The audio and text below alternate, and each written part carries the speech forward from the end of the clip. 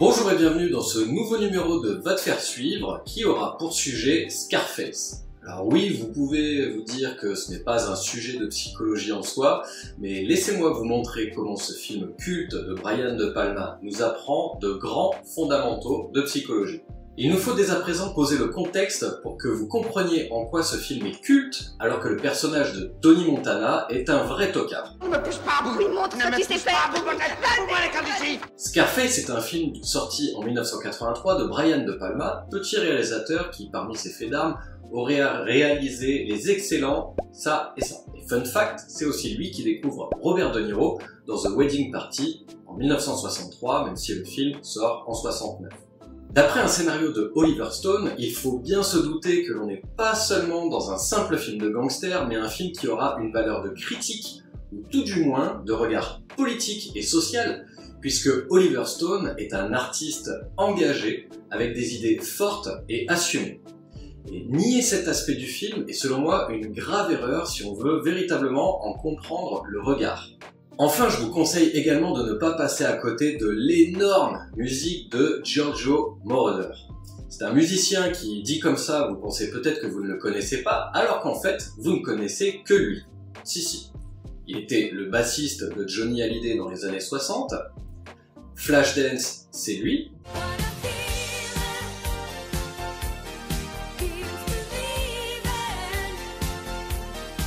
L'Histoire sans fin, c'est lui.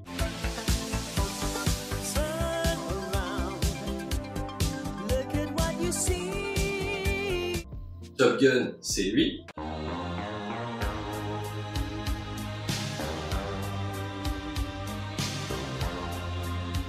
Ça, c'est lui.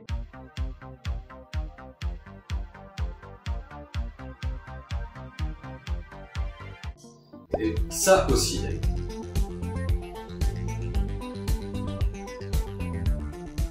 Bref, l'histoire de Scarface prend appui sur un fait réel, l'exode de Mariel, un événement de l'histoire cubaine durant lequel le régime de Fidel Castro expulse près de 125 000 Cubains considérés comme contre-révolutionnaires. Le choix de De Palma dès le début du film de nous montrer des images d'archives indique son souhait de nous montrer une réalité. En l'occurrence, Oliver Stone nous propose son idée autour du désir de passer du communisme au libéralisme, et ce, par la fuite de Cuba vers les États-Unis. Là où le plus souvent on entend parler de Scarface comme l'ascension d'un homme parti de rien pour arriver au sommet, ce qui est la première strate de lecture que je trouve insuffisante, Tony Montana nous montre surtout l'ascension d'un homme qui est prêt à tout, qui ne respecte rien ni personne, pour posséder et jouir toujours plus, jusqu'à ce que ça le tue. En gros, la problématique psychologique que nous illustre Scarface, c'est la problématique limite. L'histoire de Tony Montana s'inscrit davantage dans un passage du communisme, où il se voit comme un mouton. La vie de rêve. On te dit quoi il faut penser, ou quoi écrire, quoi faire. Être le mouton tu aimes, avec le troupeau des bêtes. Vers la liberté et l'opulence, c'est-à-dire la promesse du rêve américain. Ce qui pour lui est synonyme d'avoir tout ce qu'il souhaite, sans aucune limite. Pour ma part, ce que je vais vous montrer, c'est ce symptôme de Tony Montana. Un symptôme de plus en plus répandu, qui n'est que rarement remis en question dans notre culture occidentale. Savoir se poser des limites et limiter sa propre jouissance. D'un point de vue psychopathologique, ce symptôme rend impossible le fait d'être heureux et d'être satisfait dans sa vie. Voyons ça directement avec Tony Montana, personnage qui selon moi mérite beaucoup de choses, mais certainement pas d'être érigé au statut d'icône. Dès le début du film, on voit que Tony parvient à s'extraire du camp de réfugiés en tuant un homme. Ça annonce immédiatement la couleur. À aucun moment, on peut nous faire croire que Tony respecte les lois des hommes ou autres. Il suit les opportunités qui mènent à ce qu'il convoite.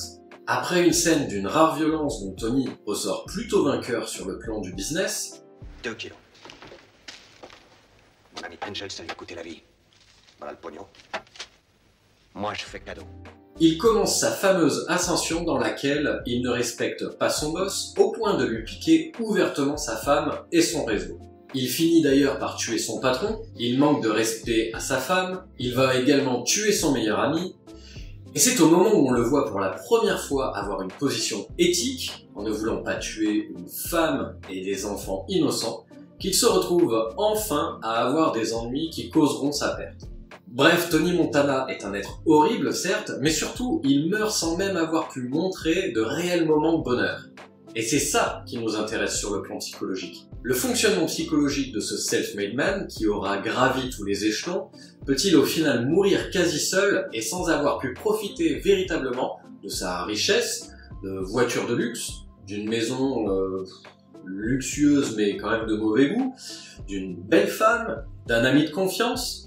Eh bien oui, le fait qu'il ne soit pas en mesure de limiter lui-même sa jouissance fait que cette limite ne puisse venir que d'un réel, c'est-à-dire quelque chose qu'il ne peut se représenter ou imaginer. Bref, comment peut-il passer autant à côté de tout ce qui est censé le rendre heureux, puisque c'est ce qu'il a toujours convoité? Eh bien, la psychologie et la psychanalyse nous donnent plusieurs pistes précieuses pour répondre à cette question. Pour les plus neuraux d'entre vous, il est tout d'abord question de dopamine. La dopamine entre en jeu lorsque l'on prévoit une récompense plus que lorsqu'on l'obtient véritablement. Point le plus important, l'espérance de la récompense, par la libération de davantage de dopamine, va motiver le comportement plus que le circuit de la récompense lui-même. On peut retrouver des pistes similaires dans ce que Freud nomme dans ses premières théories le principe de plaisir. Pour le Freud du début du XXe siècle, l'être humain acterait sa vie autour des plaisirs. Mais à partir de 1920, Freud parlera de l'au-delà du principe de plaisir qui rend bien compte que ce qui motive le sujet va bien au-delà de sa simple recherche de plaisir et que ça a à voir avec la pulsion de mort. Ce qui nous amène très logiquement, chez Lacan, à son concept de jouissance où le plaisir est dépassé pour aller jusqu'au mortifère ou à la souffrance. Quand on voit Tony Montana, il est clairement plus du côté d'une jouissance que d'un plaisir. Ne parvenant pas à limiter sa jouissance, c'est le réel de la mort qui vient faire limite à la fin du film.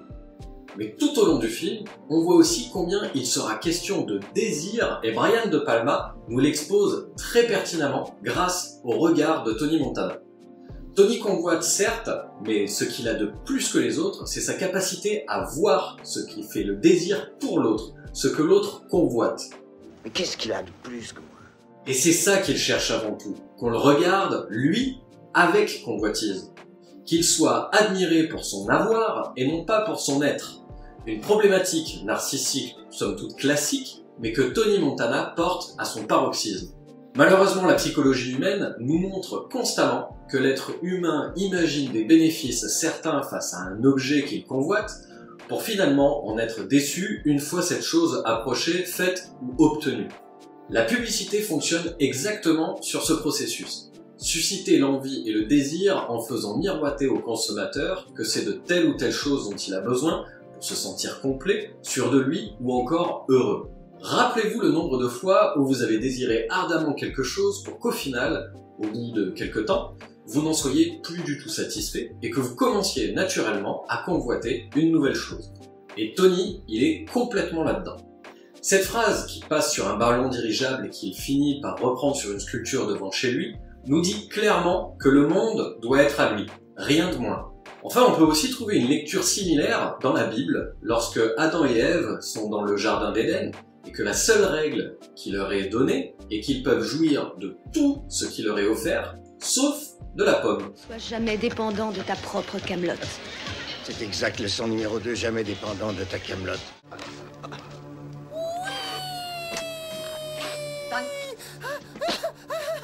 Cette règle unique peut nous faire entendre que pour vivre au paradis et être heureux, il faut accepter de ne pas tout avoir et de savoir restreindre son désir pour qu'il y ait toujours du désir, sans quoi les difficultés arrivent.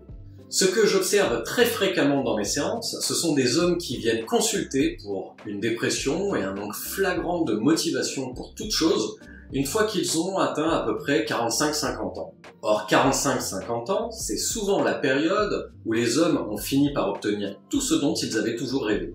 Ils ont enfin la situation professionnelle tant attendue, la femme, les enfants, le chien, l'écran plat, la belle voiture et j'en passe. Passé ce moment, ils viennent en séance et ne savent plus du tout quel sens donner à leur vie. Ils sont comblés. Et ça, les amis, l'être humain, il n'aime pas du tout. Mais alors, pas du tout. Le risque est alors d'aller chercher ailleurs ce qui semblerait faire défaut. Ils souhaitent changer de vie, de travail, de femme, et bon, le plus fréquemment, on va dire qu'il souhaite changer de voiture. Bref, vous l'aurez compris, Tony Montana est un éternel insatisfait, puisqu'il est obnubilé et ne pense toujours qu'à ce qui lui manque, et non pas ce qu'il a déjà. Il se démène sans cesse pour obtenir toujours plus, et se focalise sur ce qui serait censé lui manquer. Si vous aussi, vous vous trouvez toujours être insatisfait, pensez un peu à Tony Montana, pensez à toutes les stars et personnalités réelles qui ont tout pour être heureux, mais ne peuvent jamais ressentir cette sensation au plus profond d'eux-mêmes. La combine n'est donc pas d'avoir toujours plus, mais de savoir limiter son désir. Savourer ce que l'on a accompli, aimer ce qui nous entoure déjà, et en même temps rêver de ce qui serait encore faisable et de quelle expérience on peut facilement se nourrir dans un futur proche ou à moyen long terme. Ce nouveau numéro de Va te faire suivre est maintenant terminé et je vous laisse le partager à n'importe qui du moment que vous pensez que ça lui ferait du bien. Je remercie très chaleureusement les tipeurs de l'extrême qui me motivent encore et toujours à créer ces contenus. Et vous aussi, vous pouvez d'ailleurs me soutenir en cliquant sur un des liens en description. Et d'ici là, n'oublie pas que... Tu découvriras que beaucoup de vérités auxquelles nous tenons dépendent avant tout de notre propre point de vue.